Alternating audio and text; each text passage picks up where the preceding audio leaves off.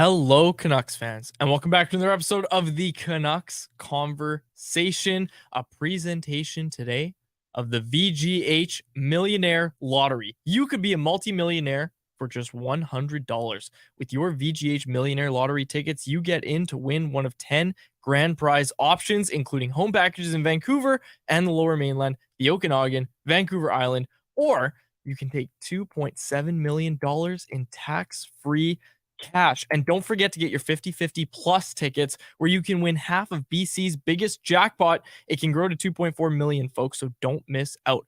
Early buyers win more, including bonus draws and 51 early bird draws. We all need VGH, and VGH needs you. Every ticket purchase supports VGH and the UBC Hospital Foundation. With your Millionaire Lottery tickets, you are supporting more than just hospital care. You are supporting you and your loved ones who need it most. Order your tickets toll-free at 1-888-445-5825, in person at London Drugs, or online at millionaireLottery.com. 19 plus to play. Know your limit. Play within it. My name is Dave Guidrelli. I am joined by Harman Dial, our technical producer. The man at the controls is Grady Sass. Boys, the episode we did yesterday got a lot of interaction on Twitter, specifically the conversation about which defenseman we put in this lineup. I don't know. I think it was our pal Robert, who we rarely talk about on the show, running the CA socials. He put Alex Edler as my pick. I didn't say I wanted Alex Edler in the lineup. I was just throwing out names. That wasn't my pick. Anyways, I just want to get that off my chest. That was on me. Oh, that's okay. I didn't want everyone. I didn't want all of us to have the same guys. It's good you included Edler, but man, to frame it like I was calling for, I need prime Alex Edler over everybody else. I don't know. I took an issue with it. It's not that bad of a pick. Prime Alex Edler was one heck of a player. He was big, he was physical, could move the puck, added offense. Okay, so legit top pair caliber. So who is it? Prime Alex Edler replacing this lineup? Right? That's my point. Is if you can only pick one or two guys, I am taking two right-handed defensemen. It's a reasonable pick. It's reasonable, and it's a good name to bring up, which is why I brought it up, because I only bring up the good names. But also, I saw a few people really liked the part where you said, "Oh, there's so many good options," and I was like, "Are you sure about that? Are you sure about that?" Harman, how are you doing today? I was up until 5 a.m. writing last night, so all things considered, I feel a lot better than I should be. Good to hear. Young blood. Good to hear. Frank Seravalli, Daddy Faceoff, as we like to call him on this show, is going to join us. I thought it was Daddy DFO. Oh, DFO Daddy. I called him DFO Daddy, and then people in the chat threw out Daddy DFO. They liked that more. I don't know which one Frank likes more. I'll ask him as soon as he joins. I'll ask him which one he prefers. I think I like Daddy DFO. Yeah, I like Daddy DFO too. I'll ask him as soon as he joins up. I will I will ask him which one he likes more. Vancouver in Colorado tonight. What are you looking for in the game tonight? Because we put it's our title, Canucks litmus test versus the Avs in Colorado tonight.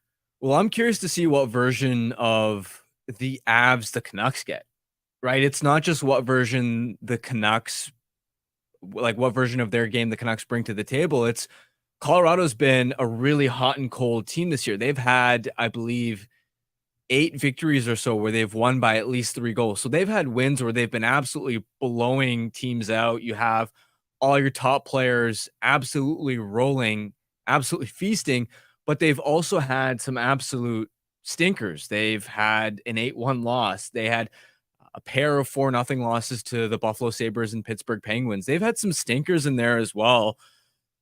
And I'm also curious what the goaltending looks like. I haven't seen whether it's Georgiev starting, but he has almost had a tale of 2 seasons where it was on fire out of the gate. But what's interesting is the Avs just play the wheels off of him. And I remember having a chat with Kevin Woodley when I looked at the numbers sort of before this week. He'd started in 13 of 15 games. He's looked fatigued, and his numbers over the last 2-3 weeks have slipped quite a bit. I haven't looked at his, if Avs have played within the last couple of games, how his performance has trended recently, but the bigger picture of the last few weeks isn't pretty for him. So both in net and on the ice, I'm curious to see what version of the Avs actually show up. I would expect the Canucks get the better version of the Avs tonight, and I'm basing that off the fact that the Avs just blew a 3-2 lead in the third period in their last game against the Nashville Predators. Head into the third period with that 3-2 lead, 2 unanswered goals. They blow the lead.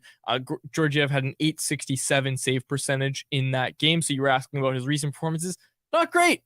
Not great. And you're right, they do play the wheels off him. I'm curious what they get in goal.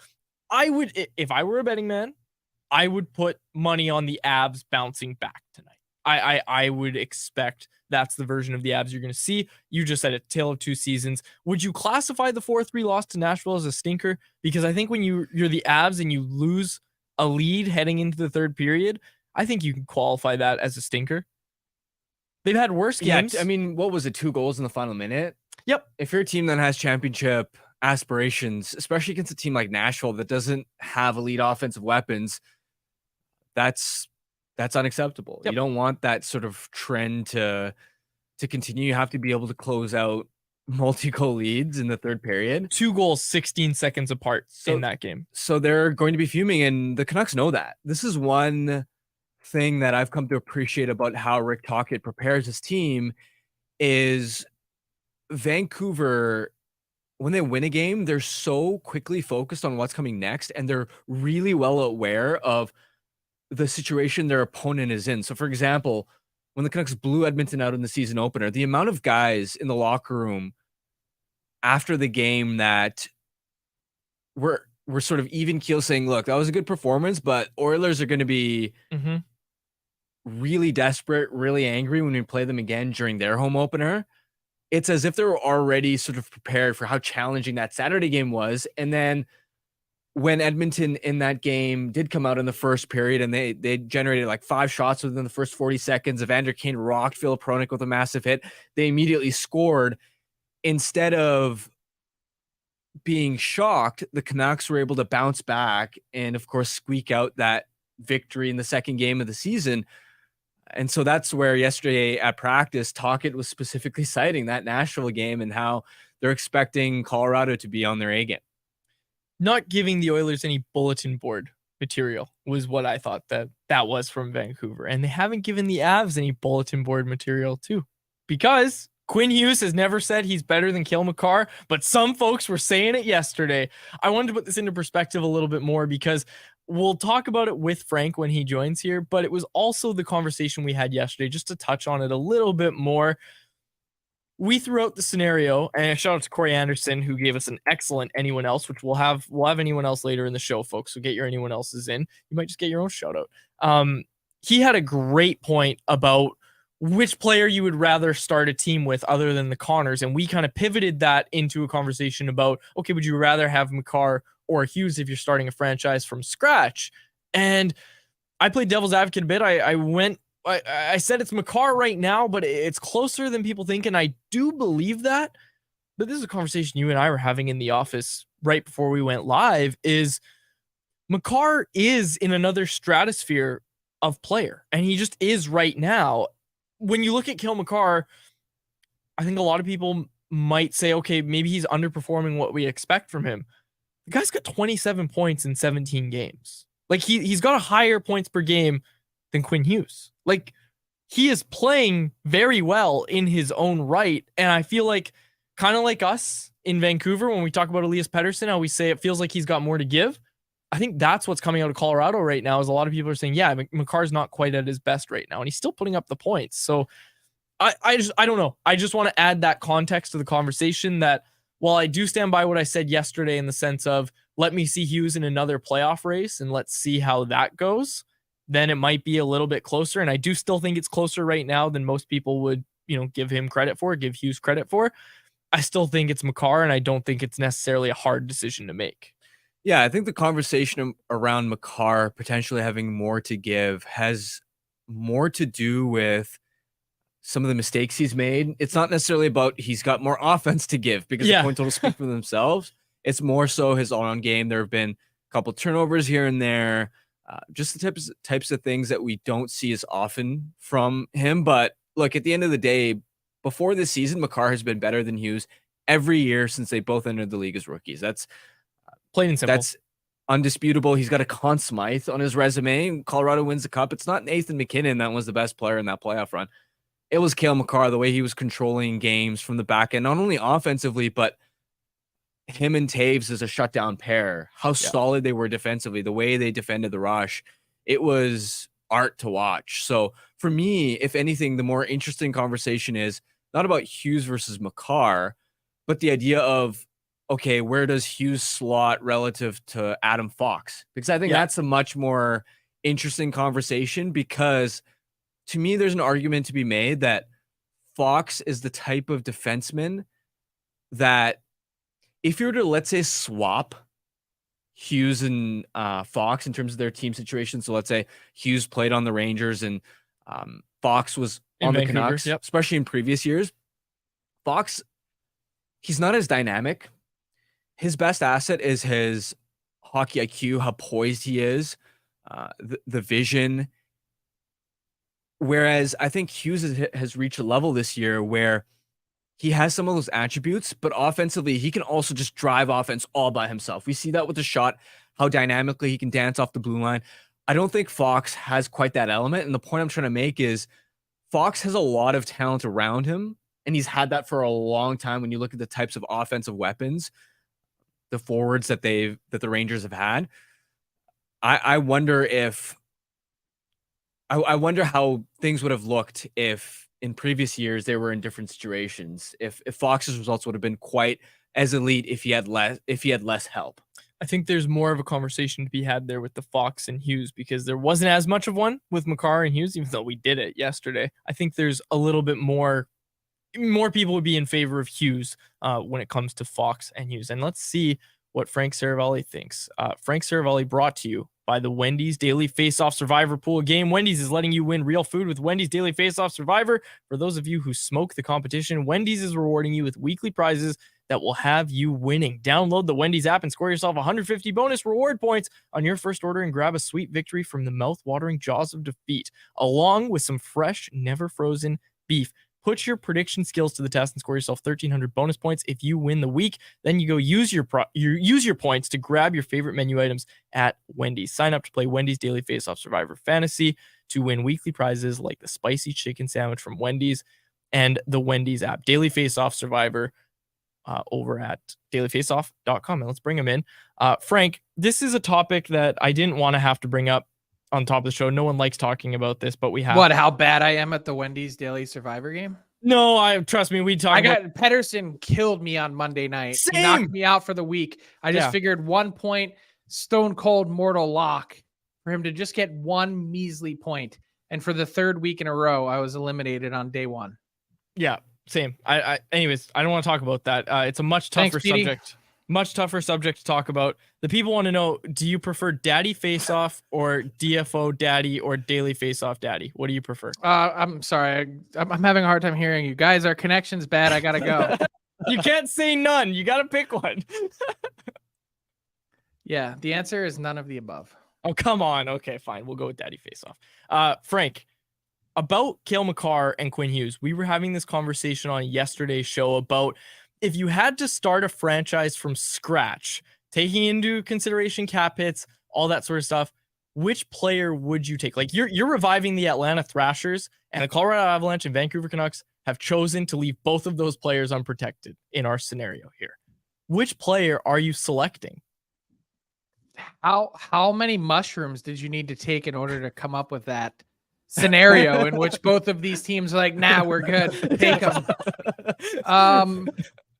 The answer for me is kind of simple, and with all due respect to Quinn Hughes and the magical season he's having, I think Cale Makar is the most complete. I think he's the most complete player in the whole league. I think he defends really well. I think he skates better than anyone not named Connor McDavid. I think the minutes that he's able to log almost effortlessly, the ability that he has to touch and impact every facet of the game.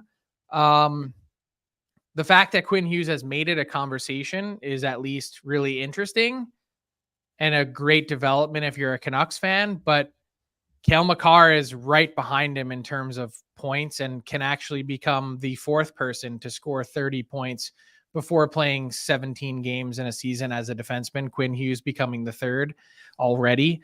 But I just think that from a consistency factor, from a defensive zone factor, from all those things, the answer for me is pretty clear in Cale Makar. I think he is the best defenseman in the game. And more than that, I think when it's all said and done, I think Cale Makar is going to be on the Mount Rushmore of NHL defensemen. Frank, I wanted to ask you about the World Cup of Hockey. What are you hearing about the format? I know the name might even be changing, timing, things of that nature. What are you hearing recently? Yeah, Harm, it's not going to be called a World Cup of Hockey. It's an international tournament that's yet to be named, and it's going to be played in February 2025. I think it's like the appetizer international tournament, our entree back into getting the international hockey back on the calendar, which I think is a long overdue and important step. It's going to be a 4-team tournament. It's going to have the US, Canada, Sweden, and Finland. And if you're following along and reading between the lines, that means no Russia. And one of the big reasons why no Russia is because Sweden and Finland have essentially made it really clear to the NHL and the IIHF and others, anyone who will listen, that they're not willing to participate and send their players if there is Russian player involvement. So that kind of made the decision a little bit easier for the NHL and the NHLPA to park it and say, look, we can't really have any sort of international tournament without Sweden and Finland. It's a lot easier to say goodbye to one federation instead of two. And that's sort of the spot that the league and PA have arrived at this point. So more details coming. The format itself, I'm told, is actually quite interesting. You've got the US and Canada and Sweden and Finland playing each other. They're going to play each other twice to start, the two teams in North America and the two teams in Europe. And then the winner and loser of that aggregate series, they're going to cross over and play each other. That still would leave the possibility of the US and Canada meeting in the final. It's going to take place over 1 week, so sort of a slightly extended all-star break. And that's what they're looking at before then heading over to Milan, Italy in 2026 for the Winter Olympics. How many American Canucks do you think would be on the Team USA roster? So you've got Quinn Hughes, JT Miller. Just trying to go Brock Besser, Thatcher Demko, Connor Garland. Garland. Demko for sure. I'd say Besser and is like, well, the way he's played this year is a yes, but previously was a no. And then Garland, I would say, is probably pretty unlikely. Demko's probably the starting goalie. Starting goalie? You think so, hey? Over Hellebuck and on The way he's played right now, it's not really a question for me. I like that. That's a good pick. Who wins the best on best tournament, do you think? Which nation? I mean, I guess tell me what we're getting. Like, are we getting Connor McDavid of last year, or are we getting the 61st ranked scorer in the league this year? Man, are we getting one? Okay, are we getting the Sidney Crosby on pace for 58 goals and 106 points this year, or are we getting the guy who was, in the low 80s last year? It's so much of it is about timing. So much of it is about chemistry. I will say the U.S. this is going to be the strongest international team they've ever put forward. And it's not even really close. I'd say it's honestly a coin flip. Yeah, I might give the U.S. a slight edge just because of their blue line and goaltending situation. It's really the goaltending. Like, that's the big thing. I don't know what happened along the way for Canadian netminders, but that's a huge advantage for the U.S. Oh, I could talk about that for days, but I won't right now. You go ahead. But yeah, there's also something I think that's really interesting too, when you think about how these teams come together. I do think that there's like a swagger factor that Canada has that the U.S. doesn't.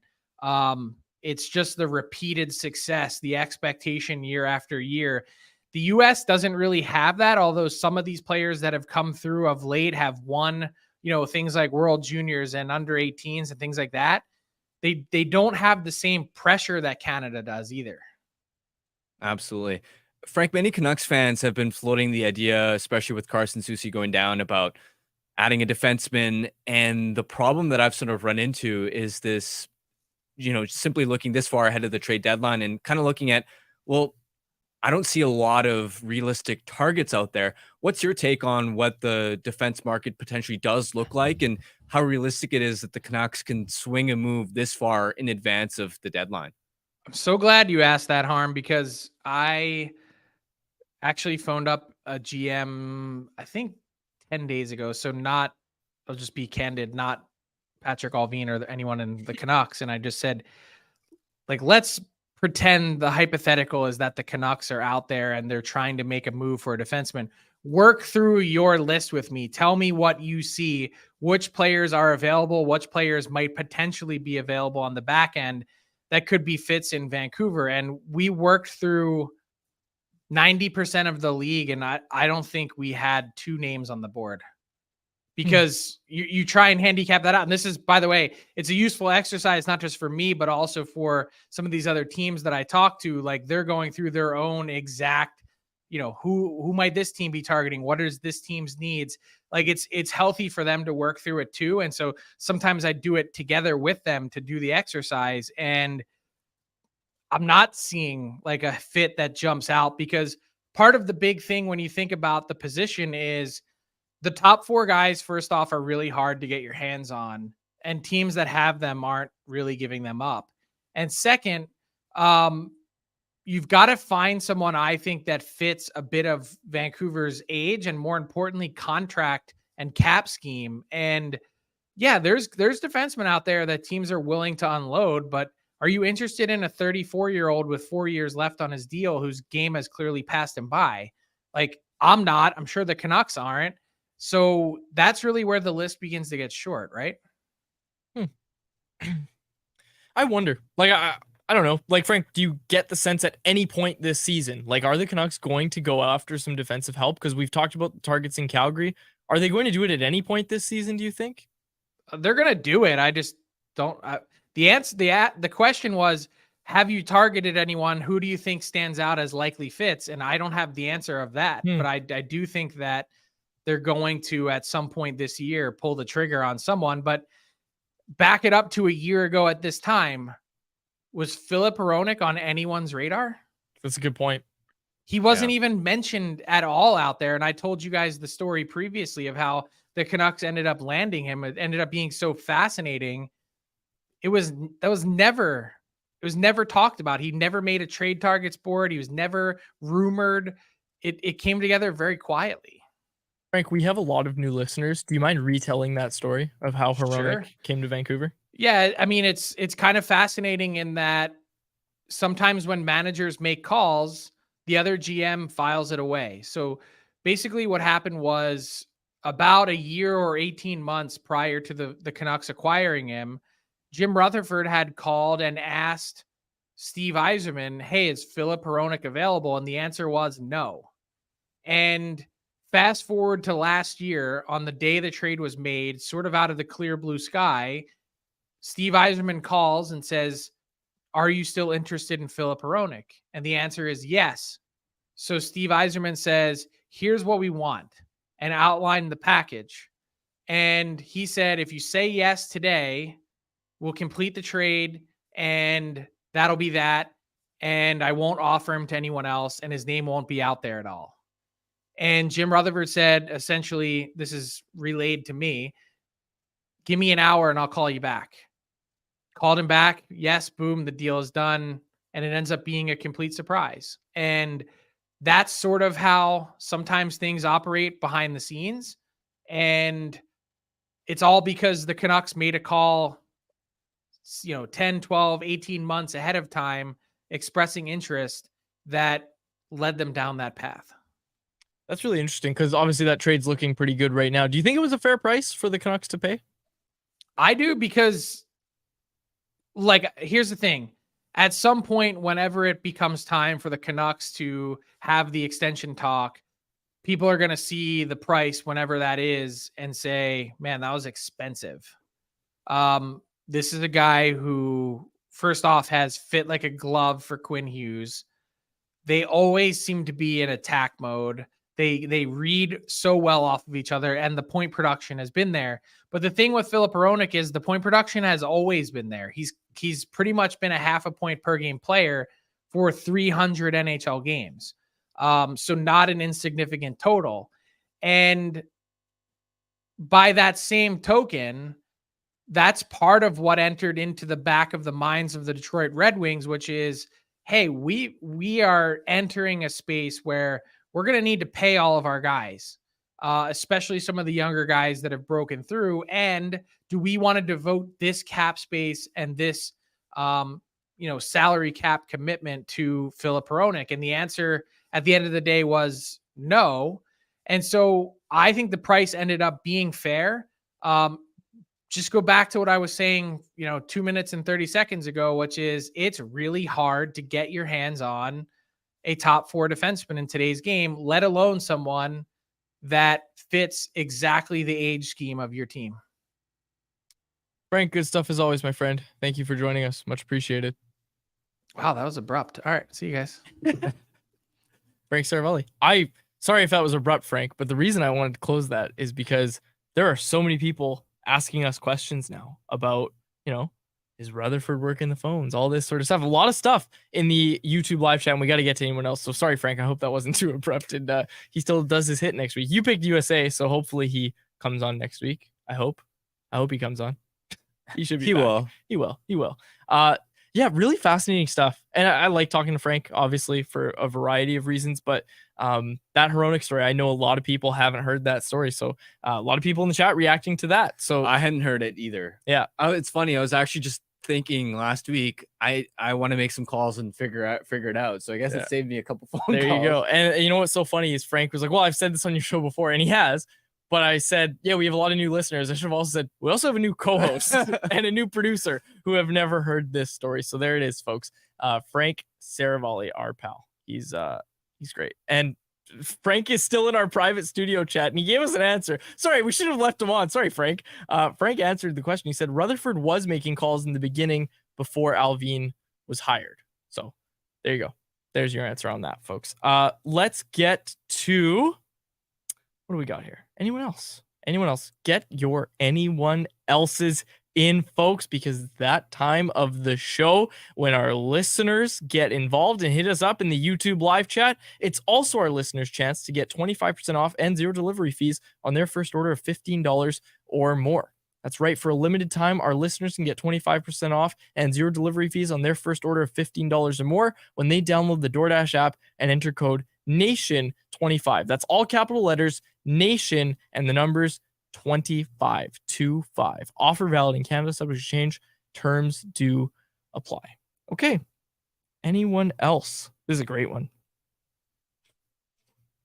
Dobson or Doughty? Dobson, easy. Who? Yeah, For what? I think in terms of Canada, in terms of Canada's roster, like who's quarterbacking power play 1 for Team Canada? Cale Makar. Well, oh yes, Cale Makar. Okay, but Come on, Quad. that wasn't the question. You hate. I'm reading the chat. I'm trying to keep up here. There's so many. Okay, I lost this. I don't know what this person was saying Dobson or Doughty in relation to. You got to think where they'll be at when the tournament is played, right? Not necessarily in this moment. Yeah, that's fair. That wasn't the question, though. It wasn't quarterbacking power play 1. I just guessed. That wasn't it. Obviously, it's Cale Makar. I'm trying. Okay, folks, get your anyone else's in and put full context. Don't put 7 different messages in the chat. We can't keep up. Anyways. I apologize for Quads being this way. Well, there's like no anyone else's. And so people have these half thoughts, and no offense to the person that put this in. Thanks for interacting. But they have these half thoughts that they just unload, and then you scroll 7 messages in between messages. You're trying to find, and I text like that. I text in fragments, and I know that pisses people off.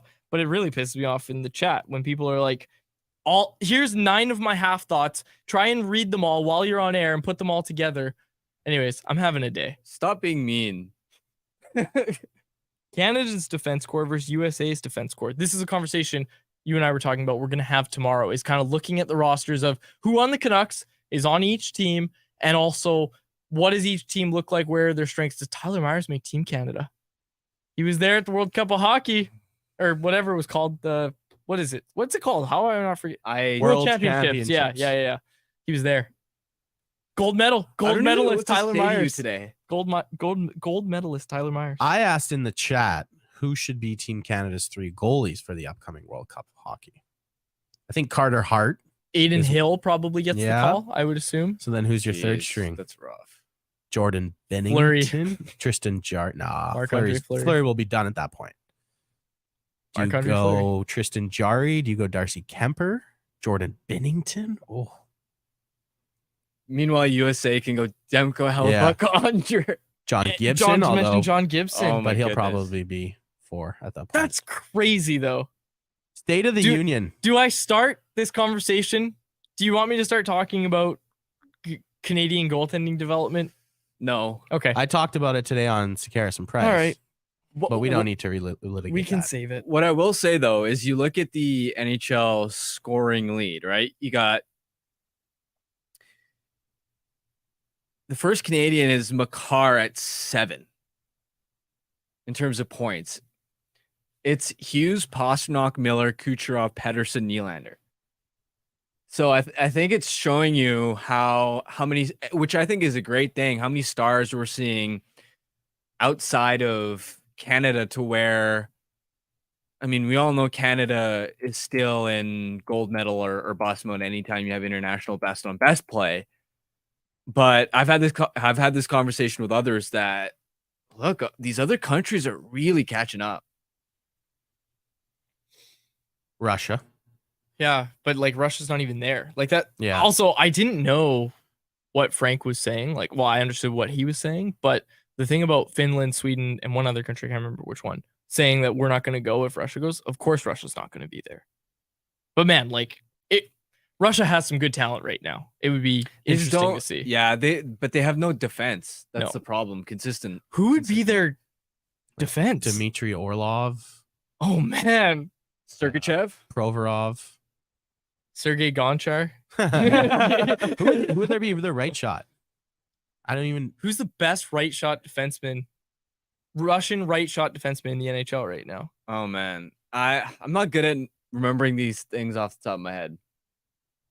There Would aren't it many be- though. I mean, Simishev maybe one day. Nikita Zaitsev. Simishev's a left shot. Oh yes, he is. He is. I'm just naming defensemen from Russia. He is Oh, left okay, defense. Yes. Artem Zub. Ilya Labushkin. Yeah.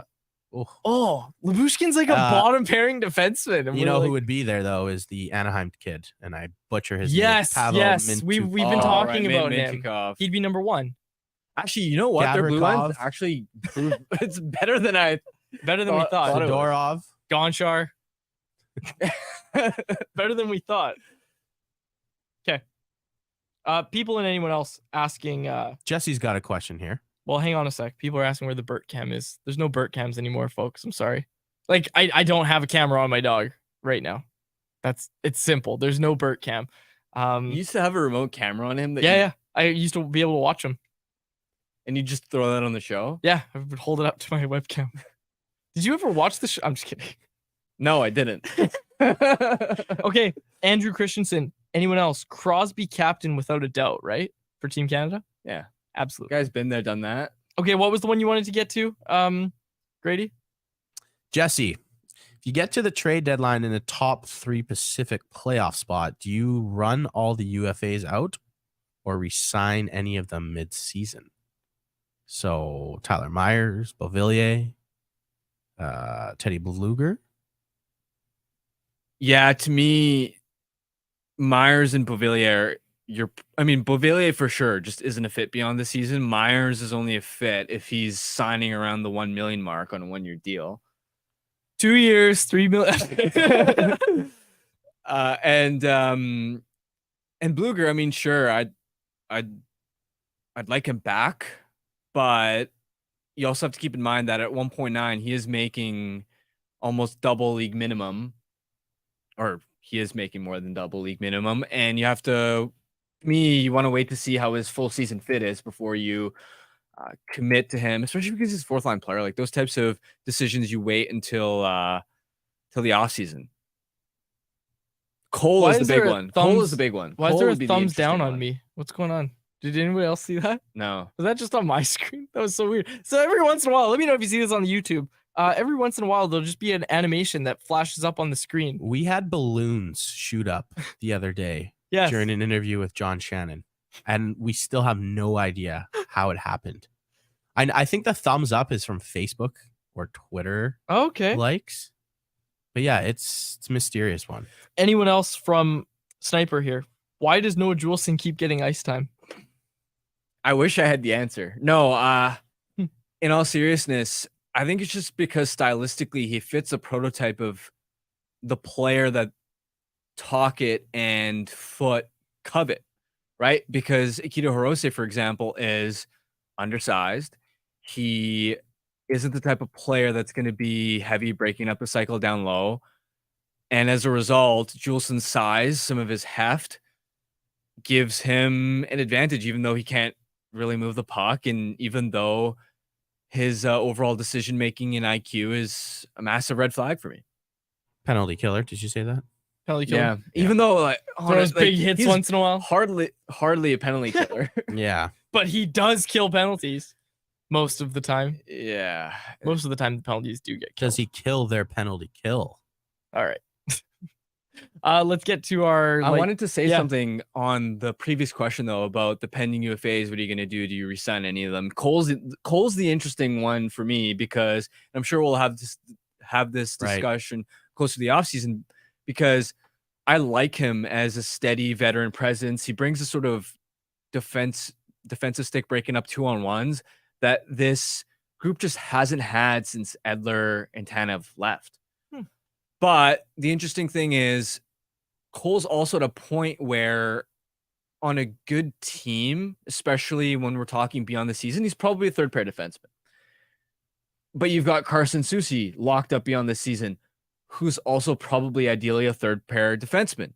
And if you're ever going to meaningfully upgrade your blue line, I mean, ideally you do it on the right side, but right shot defenders are hard to find. You may just have to settle for that upgrade being a higher end second pair lefty, a real driver, which means all of a sudden, even though you really love Cole as a fit on the ice and even off the ice as a leader, as a player who has championship experience, Been there, done that, voice in the room. the fit is like, how does he fit beyond the season? It's a really interesting discussion. I also wonder, because he's 34 years old right now, right? Like we're talking about extending a soon to be 35-year-old for next season. I wonder when you think that drop off comes. Do you know what I mean? I know we don't have the answer, but it feels like it comes out of nowhere, right? So I'm curious. I'm really curious what they're going to end up doing there. It's a good question. It's a really good question. In the anyone else, Karan with another one. Should they try Höglander with Miller and Besser in place of Phil Giuseppe? I don't think Talkett will do it because that line's going to go up against the other team's best players. I also mean, don't think Höglander has enough Defensive acumen. Well, defensive acumen, yeah, but also like the way PDG chases down pucks and wins board battles. Höglander's good at that, but I just think PDG, due to his size, has another step to his game when it comes to all that. Yeah, the Miller line doesn't need another sort of offensive driver on their line. They need more of a steady, defensively reliable player who can do a lot of the dirty work. It's why you wouldn't put Connor Garland on that line, even if he's clicking. Beauvillier? No, it's the same thing. Like, I think it's the same thing. He got the promotion last game because he was playing well, so he wanted to reward the guy, but like that's not a long-term fit with the identity of that line and what's going to make them successful. The guy who it might be, and I'd still rather stay in Abbotsford for a majority of the year, but it might be Podkolzin because he is good on the boards. I mean, that was who started in that spot at training camp, right? Like that was Podkolzin's spot to lose, and lose it he did. Like that was not barely advanced beyond Höglander in terms of his defensive play. Yep. Which is the main problem. Not to mention, I mean, I actually think Beauvillier stylistically isn't the worst fit. I actually don't hate it because well, he doesn't screw up. He's reliable defensively. You watch the way he back checks. You watch the way, and don't get me wrong, I don't like how Anthony Beauvillier has played overall this season. He's been disappointing, but he doesn't make mistakes. He's a player that will never hurt you, which is what that line sort of needs because Miller and Besser can sometimes tend to be higher risk players in terms of what they want to do offensively.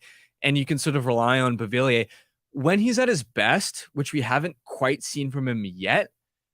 He looks fast. He hunts down pucks, and I don't think he checks that stylistic box as well as PDG does. But Beauvillier also arguably has, again, when he's actually at his best, has more offensive touch too. When you say He's sort of the middle ground between Höglander and PDG. Yeah, he has traits of both. But when you say we haven't seen him at his best, are you including last year, or do you just mean this season we haven't seen him at his This best? season. So, okay, I ask you this. Last season, Beauvillier, is that what you're thinking? Like, okay, maybe we can get there if he plays with Miller and Besser? Potentially, you hope for it, but I also wouldn't expect him to get quite to the level we saw from him last season, because he had the fortune of playing with Pettersson, and that was in a cushy role where they weren't playing the toughest minutes. Whereas if he's playing with Miller, from a teammate perspective, or a line mate perspective, it's obviously a huge boost, but those are tough minutes, and the job is still a bit different than it would be if you're on the Pettersson line, where you that Miller line, its identity, they take so much pride in, hey, for example, they're going to go up against Colorado. We want to shut down Nathan MacKinnon. It's not just we want to score. It's our primary task is to eliminate their best players as time and space, to defend them hard. And if we play our north-south game effectively, the offense will come, but we're not focused on the offense, which is a different role than the one Beauvillier excelled in in the top 6 last year. Again, that's not to say that Beauvillier can't be successful. I actually wouldn't mind if PDG, if you don't quite see the spark with him, I don't mind the idea at all of giving Beauvillier a look there, but it is different than last year in that success I don't think looks necessarily as prolific offensively. Tocchet downplayed the moving down of PDG for Beauvillier. He downplayed it at practice yesterday. He kind of talked about how Beauvillier just earned the promotion. I'm curious tonight if we see Beauvillier back up there when they're in Colorado. I'm curious if at any point during the game, because then I don't know if you can avoid the conversation. Like, I think it becomes much more of a conversation if we see Beauvillier again there tonight. So we will see how that goes. Just quickly, guys, what are your thoughts on splitting up that Mikheyev, Pettersson, Kuzmenko line, putting Beauvillier up with Pettersson, Kuzmenko, putting Mikheyev with Miller and Besser? Because he can get in on the forecheck. He's a bigger body. He might not, bang as much as DiGiuseppe. Yeah, I've always thought Mikheyev is probably north-south guy, right? Like, he fits well with Miller, especially defensively. And when you're talking about going up against top lines, like, he is probably the best fit on sort of in terms of all the possible wingers Miller could have on that left wing. Mikheyev is the best fit. The problem is Mikheyev is also such a great fit with Pettersson, and with Pettersson struggling right now, can that top line almost afford to lose Mikheyev's speed and how much he's been driving play? Because Tocchet at practice yesterday was speaking about how much faster that line needs to play, specifically with Pettersson and Kuzmenko. I don't think it helps them to lose the fastest player on that line. Yeah, I also think Kuzmenko is the one that is having more problems. And if you're going to try a different look, Kuzmenko, I didn't have a problem with his game against San Jose. He was creating a lot of chances. But if you do need a different look on that line, and you're talking about, okay, how do we get Höglander a big opportunity on a night where, let's say, he's really going, that's probably the better fit for him. Swap Kuzmenko and Höglander, so that, I mean, it's not a good fit for Kuzmenko at all moving down in the lineup, but for Höglander, you put him in a spot where you're trading out one riskier player for another. So from the coaching staff's perspective, it isn't as much of a worry. Plus, you're mostly going to be playing second and third lines. So again, from a defensive standpoint, you're not as worried. Plus, him and PD are best friends. I like that. Okay, let's get to our Light the Lamp contest, presented by our pals over at 4 Winds Brewing. Vancouver is playing Colorado tonight, and we want to know who's going to score the first goal for Vancouver. If you nail it, you could win a $25 gift card to the Four Winds Tap Room located at 72nd and River Road in Delta. Enter by following us on social media. Keep an eye out for today's show clip and comment who you think will light the lamp and score the first goal tonight. Winners will be contacted directly. Check us out at Canucks Army or at Canucks Convo on Twitter, at CanucksArmy.com on Instagram, and Canucks Army on Facebook. And make sure you ask about the Four Winds Light Lager at your local liquor store, or have some delivered to your front door through the online shop at fourwindsbrewing.ca. Predictions tonight. Who scores the first goal for Vancouver? I feel like Garland's due. Anthony Beauvillier. Yeah, that's Yeah. where I was going. Yeah, Anthony Beauvillier. That's my pick. Okay, Garland, Beauvillier, Harmon-Dial, Dave Gugelli, Grady Sass. Signing off for now. Wait. What? We got a Betway bet of the day. Attaboy. Good catch. Man, that's I got a good that was Betway bet such a too. I'd be so sick- sad. That would have been such a sick outro too. Yeah, it's the okay. way It you did happens. It happens. I'm a little tired today. Like and you were up till 5. I was up till I don't 5. know You why. can't complain. Yeah, I know, about I being know. tired. I got like 9 hours of sleep too. Sometimes you were oversleep. really You know? grouchy, just going at the chat. Oh, whatever. That happens that happens when I'm well rested. Which one are you battling a cold right now, huh? That's right. You sounded way more nasally when we walked into the office. You sound fine on mic, but when we saw you, you were like, "Hey guys." Hey guys. Okay, pull it up here because I actually have a good Betway bet of the day too. I would have been very sad if we missed this. Quinn Hughes over 2.5 shots. Come on. Look, if it ain't broke, don't fix it. Harm.